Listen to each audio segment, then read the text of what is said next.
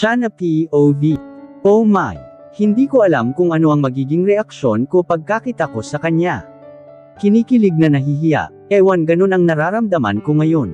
Sa katunayan, hindi ako mapakali sa kinauupuan ko ngayon, gusto ko siyang lapitan to say hi lang sana, pero may mga alipors siyang kasama na nakaupo sa kanyang tabi, at nakikipaglandian sa kanya. Kung wala lang akong pinag-ingatan ngayon na career, ay talagang titirizin ko ang mga babaeng ito. Anong drink sa'yo, Beshi? The same flavor pa rin ba?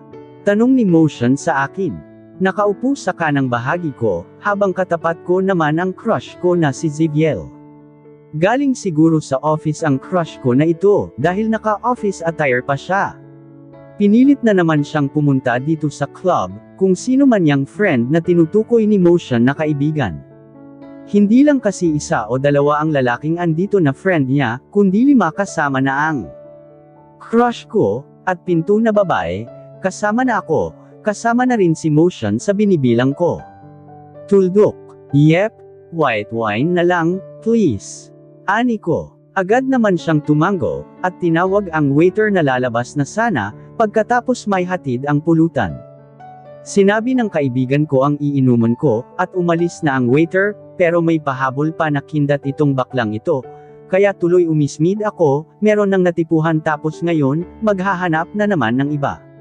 Okay lang sana kung ang habol sa kanya ay pagmamahal, at responsibilidad, pero minsan meron talagang iba na nang aabuso ng kasiyahan at kabaitan mo. Cheer! Sigaw namin, at tinungga na ang laman ng aming hawak na mga glass, o di kaya ang nasa can. After this, magsisimula na ang bandang Eliscald, kaya dapat suportahan natin sila, okay? Okay, tanong ni Motion, sagot niya rin. Hayes lasing na talaga siya. Umalis na ang dalawa na kasama sa banda, ang drummer at nakatuka sa piano. Kaka-rating lang ng vocalist at guitarist, kaya ngayon nagre-ready na.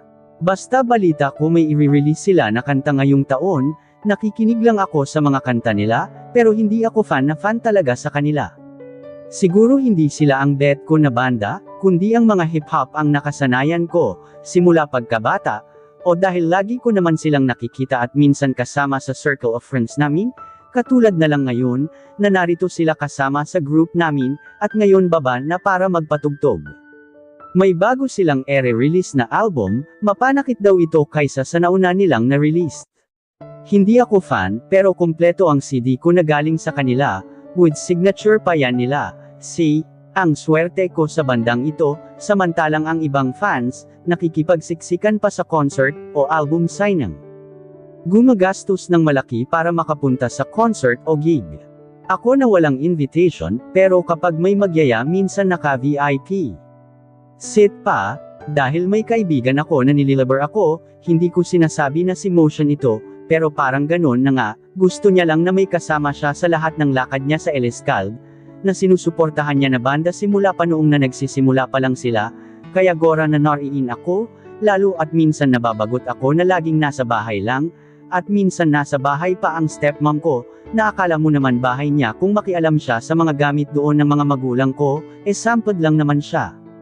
Kung hindi lang mabait ang ate ko na anak niya, edi sana pinapalayas ko na ang stepmama ko sa bahay. Why don't you go with them?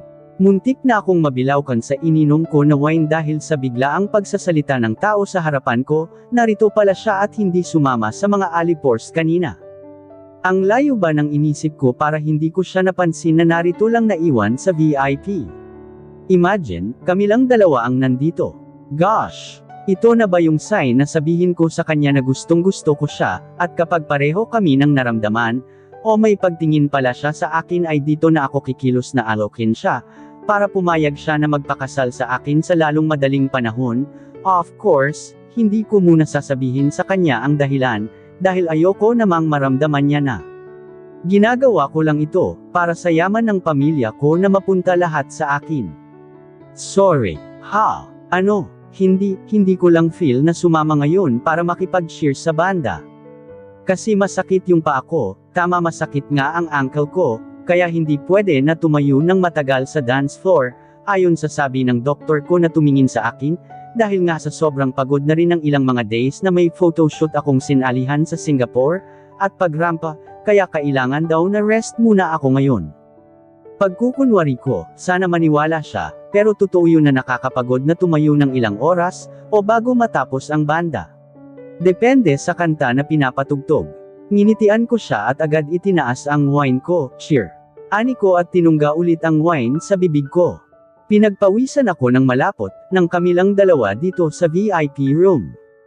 Samantalang kitang-kita sa glass wall ang mga tao sa dance floor, na masayang nakikisabay sa pagkanta ng bandang Eliscalde. Ganun ba? Tanong niya, parang ayaw pang maniwala. Ngumuso ako at niyuko ang ulo ko, tinatitigan ang alak na nasa lamesa, isa pa kaya. Binalik ko agad ang tingin sa kanya, dahil sa tanong niya kanina. Ganun nga, shit, kanina pa ako nauutol. Ikaw, I mean bakit nandito ka, at nagpaiwan? Dahil nandyan ka siya na Cole, tumikim ako dahil sa iniisip ko, na ako ang dahilan kung bakit siya iwan sa loob. Ang yabang ko naman ng very light doon. Wala naman akong gagawin sa baba, o balak sumayaw at dahil siksikan pa, dahil sa punuan na naman ang mga tao sa oras na ito, kaya mas mabuti na lang na magpaiwan dito sa VIP, aniya. Tumanggu ako, humalukip-kap, inayos ko ang pangupo ko. Nakaramdam tuloy ako ng antok, dahil sa bar ito niyang boses. Nakaka-in-love naman masyado. Sa bagay, tama nga naman siya. Hindi naman siguro iiyak ang bandang Eliscalde nila, kung wala kaming dalawa versus sa napakaraming fans, na ngayon ay enjoy na sumasabay sa kanta ng kanilang iniidolo. At least present kami, okay na yun, medyo naririnig naman namin sa VIP room ang pinapatugtog ng banda. Marami pa kaming pinag-usapan, at hindi ko na namalayan na marami na akong alak na nainom, samantalang ang kausap ko ay patunggalang ng pakunti-kunti. Mapunggay ang mga mata na nakatingin sa akin. Siguro, ito na ang tamang paraan, para lumakas ang loob ko sa gusto kong sabihin sa kanya. Total panay alak na ang katawan ko, kaya for sure kaya ko ito, sabi nga ng iba na uminom ka lang ng alak at lalakas din ang loob ko. Masubukan nga ngayon. Nakaupo pa rin siya sa mahabang sofa, habang nakadiskwatro, ang isang kamay nasa mga tuhod, ang kanang bahagi naman ay yun ang hawak ng can ng beer na iniinom niya, kaya tumayo ako sa pang-isahan na sofa na inupuan ko, at pag-iwang-giwang na lumipat sa gawin ng crush ko. Alam kong nagulat siya dahil sa ginawa ko. Nginitian ko siya, sorry, medyo hindi ko kasi marinig ang pinag-uusapan natin. May sasabihin sana ako, umpisa ko, sinisisi ko lahat sa alak, ang mga gagawin ko ngayon, lalo at naisip ko na naman ang kayamanan ng mga magulang ko na gusto kong makuha sa buong buhay ko. At ano naman yun? Tanong niya sa akin, bakit ang suplado natin ngayon, crush ko? Nagbukas ulit siya ng beer, at uminom mismo sa can. Napalunok ako na makita ang kanyang Adam's apple, kaya inabot ko rin ang alak na naroon sa mini table, at binuksan ito at uminom mismo sa can gaya niya. Tama ba itong gagawin ko, o dahil desperado na talaga ako kaya gagawin ko na agad ito? Nagmamadali na ako dahil ang palugit lang ni Lola Alma ay 2 months anong petsa na? Kapag si Lola pa naman ang magsabi na ibibigay niya ang mama sa iba, ay talagang tutuhanin niya You know what? I really like you since the day, na tinulungan mo ako noong nag-aaral pa lang tayo ng high school, remember? Magiliw kong tanong, naghihintay na maalala niya ako, at lumiwanag ang mukha niya, dahil ako yung babaeng tinulungan niya. Ilang beses ko na itong sinabi sa kanya, at hindi rin ako mapapagod o magsawa na ipaalala sa kanya, pero ganun na lang ang paglumo ko, na tinawanan niya lang ako habang umiiling. Bakit kaya? Then how many times did I told you, na kapatid lang ang turing ko sa'yo? Aniya na mas lalong bigat ng damdamin ko. No way. Gusto kita, I mean crush na crush kita, simula pa noong una. Bakit hindi tayo pwede? Bakit kapatid ang turing mo sa akin? Wala ka namang natitipuhan o girlfriend, di ba? Then why not me? Again, my heart cuts into two. Parang every time na nagbabakasakali ako sa nararamdaman ko sa kanya, na tanging kami lang ang nakakaalam, ay talagang ganito rin ang laging nangyayari, rejected by the man whom I fell in love with. Shana, look, this is the first time na sabihin ko rin sa'yo ito, para mapigilan mo ang nararamdaman mo sa akin. I already have a girlfriend, and next month I'm gonna meet her. I'm sorry, pinigilan kong lumabas ang mga luha ko sa mga mata, dahil sa sinabi niya, akala ko double kill lang. Bakit ngayon naging triple kill pa nga ang nangyari? Kung alam ko lang na ganito pala ang kahihinatnan ng pag-uusap na ito, ay di sana sumama na lang ako kay Motion, na sinusuportahan ang kanyang idol, di sana tumatalon-talon ako sa tuwa ngayon, hindi ganito na nasasaktan na naman ako, dahil sa sinabi ng crush ko. Mas lalong masakit na pinagtapat niya sa akin, na kapatid lang ang turing niya sa akin at may girlfriend na siya. Ang sarap umiyak sa harapan ni Motion, o di kaya kay Nathalia. Kung hindi sana ako pumunta dito ngayon, at natulog na lang sa kwarto ko, ay hindi sana ako nasasaktan. Imbak. Gosh, nakakapagod beshi. Namamaos na ako sa kakasigaw. Kumusta kayong dalawa rito? Tanong ni Motion pagpasok niya sa VIP room. Tumayo ako at nginitian siya, restroom lang ako Motion, oh. Alright, aniya sabay kuha ng mineral water sa table. Kinuha ko ang black clutch bag ko at pasuray-suray na nagtungo ng pinto.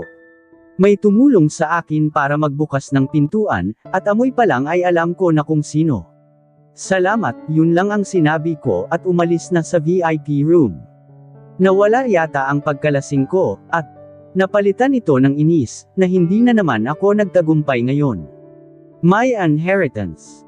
Dumiretso na ako ng bahay, at hindi na bumalik sa VIP, lalo at nakita ko ang mga alipors kanina na kasama niya na nagsisipasukan sa room.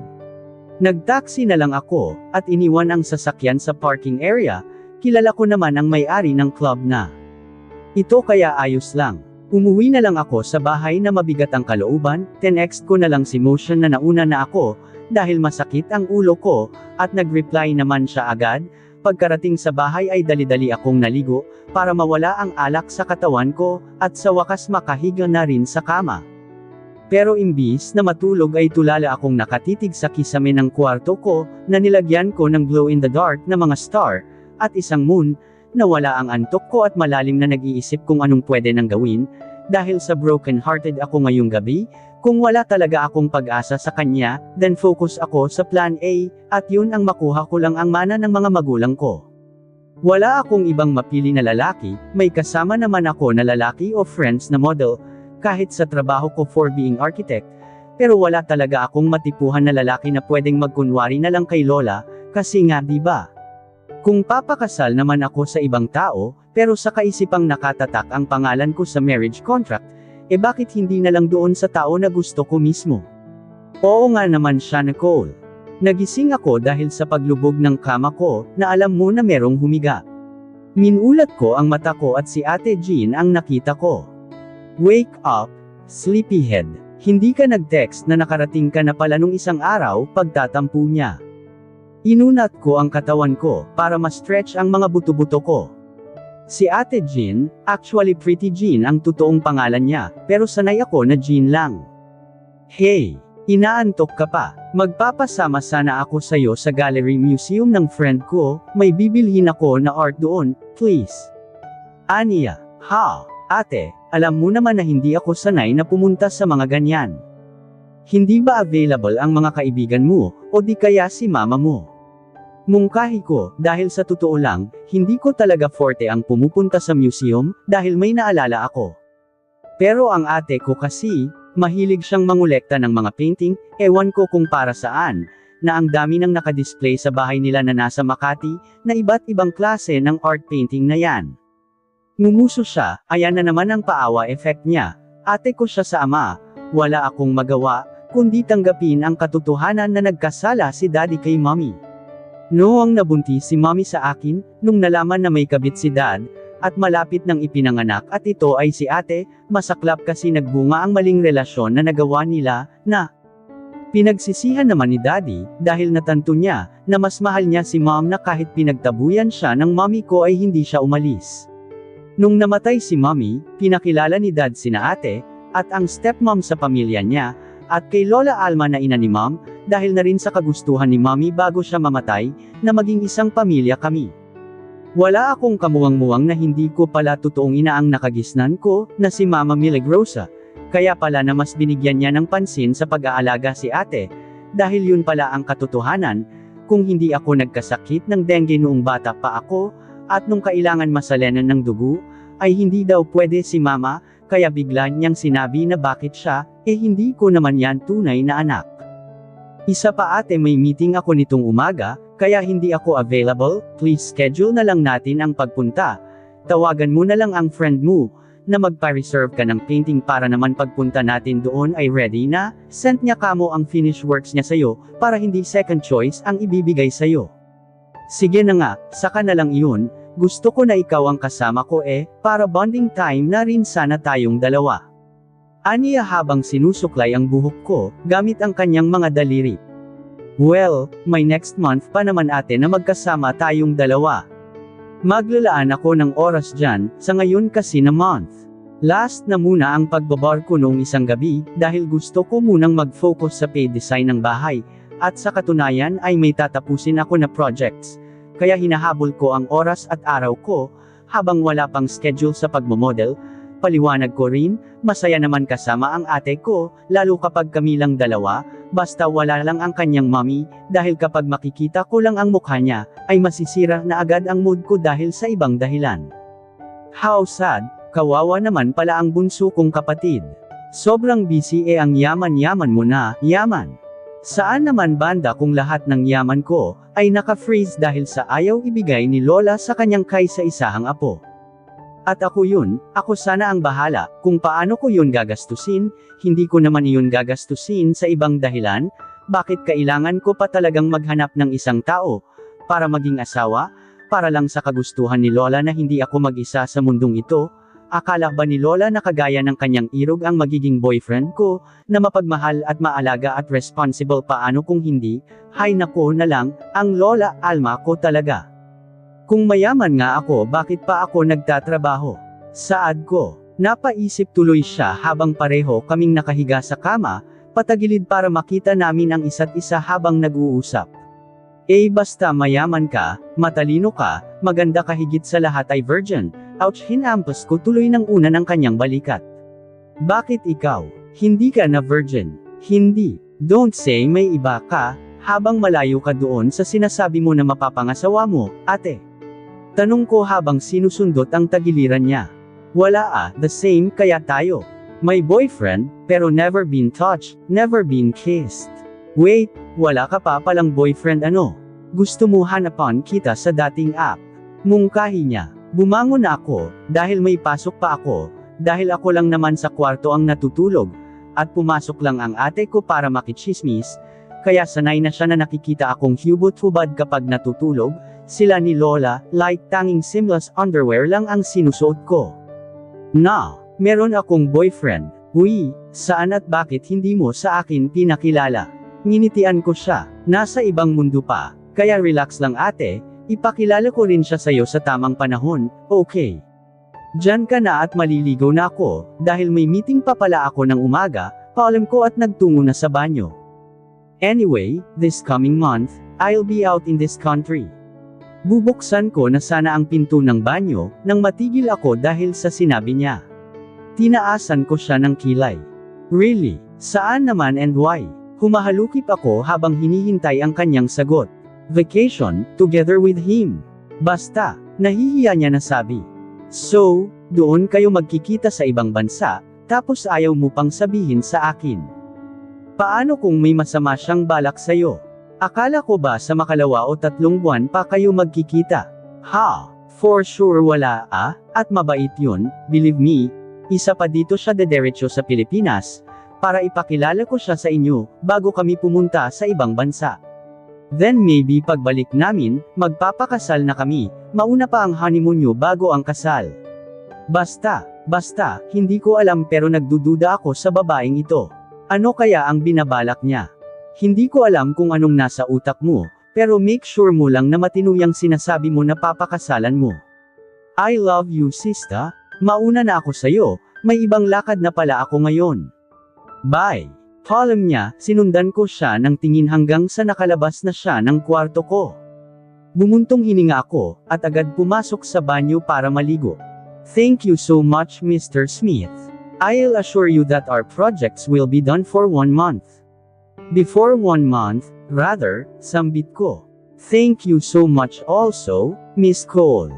I'm looking forward to that project. Alright, that's all for today's meeting. I'll see you around then, Anya. Yes, sir. Thank you so much. Saad ko. Hanggang nakaalis na sila, ay bitbit ko pa rin ang ngiti sa mga labi, niligpit ko na ang mga importanteng documents for the blueprint. Asikasuhin ko agad itong projects, para naman wala na akong paprobalernahin bago ako magkaroon ng project sa aking model career. Hello girl, ano na? Top up. Ngumiti ako at pinakita sa kanya ang signature sa projects ni Mr. Smith. Pang-5 clients ko na si Mr. Smith ngayong buwan, basta kapag may pinapagawa sa akin, buong maghapon at gabi ko ito binibigyan ng pansin para matapos na agad. Ganun ako kasipag na architect. Wow! Congratulations Beshi! Ano mukbang tayo? Na! Kung ngayon din sorry muna, hectic ang schedule ko ngayon, baka mamayang gabi bago umuwi pwede pa? Sambit ko kahit parang gusto ko nga ngayon kumain ng masarap na pagkain. Okay, mamayang gabi na lang bago tayo umuwi. By the way, may chika ako. Wala akong oras sa mga chika na yan, kahit tungkol ito sa crush mo. Agad kong sinarado ng journal notes ko para pakinggan siya. Ewan ko ba kapag narinig ko na nga ang tungkol sa lalaking iyon, ay bumigay na agad ako, kahit nasaktan na. Ako nung isang araw na nasa bar kami, sariwa pa sa akin ang mga pinagsasabi niya. Ganun pa man kapag naalala ko ang sinabi ni Lola, ay talagang naging alisto ako, dahil atat na talaga ako kaysa mapunta lang sa wala, ang lahat na pinaghirapan ko. Sus! Sabi ko na nga na ano nga ang tungkol sa kanya? Please hurry up, at nang makalayas ka na dito. For sure may gagawin ka pa na iba bukod sa chismis na yan, biro ko. Ay grabe naman ito. Ito nga, ang alam ko aalis siya ng ibang bansa. Umalis siya kamo. Uy, paano kung sabihin ko na 1 year siya doon, o hindi ko alam kung babalik pa yun ng Pinas? Yun ang nakalap ko na balita ha. Alam mo naman, my cousin is a friend of your crush. Natigilan ako sa sinabi niya, hindi pwede ito. Kailangan na talagang gumawa ako ng paraan. Hanggang hindi na ako nakatiis, at pumunta kami ni Nathele sa bar, at sinabi ko sa kanya ang mga plano ko, kaya hanggang ngayon matalim pa rin ang tingin sa akin, dahil baka maisama ko ang pangalan niya sa madadawat kung magkabuelyaso kami. May tauhan na rin ako na game naman niyang gawin ang mga plano ko. Basta, payment is the key. So the plan A, ay bago pa siya makasakay ng eroplano, ay maharangan na namin siya. Kinabahan ako pero bahala na. Kinausap ko na pero hindi talaga madala sa magandang usapan, ayaw ko rin maghanap ng iba kasi para sa akin, perfect siya na maging boyfriend ko. May island si Mama somewhere in Mindanao, na pagmamay-ari niya mismo, dahil binigay ni Lolo at Lola, kaya sinabi ko kay Lola na magbakasyon muna ako doon, dahil stress sa trabaho kahit 1 month or 2, para masimulan ko na ang plano ko sa crush ko. Of course hindi ko sinabi kay Lola na may lalaki ako doon nakasama, lalo at galing yun sa kidnap. Hindi naman ako hihingi ng ransom, kundi papaibigin ko siya. At kung hindi effective ang plan A, then doon ako sa plan B, at yun ang magpakasal siya sa akin sa peke na marriage contract, pwede naman totoo, para mas makumbinsi si Lola Alma. Nakasal na nga kami, and then at 1 year ay magpapalam na kaming dalawa sa pamamagitan ng divorce. For sure maintindihan ni Lola, but I'll make sure na nasa bank account ko na nga ang mana, kung ano mang mana yan bago kami mag-divorce ng soon-to-be husband ko. Kung wala talaga siyang naramdaman sa akin, then time na para pakawalan siya. Papakawalan ko siya kung ayaw niya sa beauty ko. At dito na po nagtatapos ang kabanata ng ating kwento, at sanay muli niyo po akong samahan sa mga susunod pang kabanata. Maraming salamat po, ingat po tayong lahat.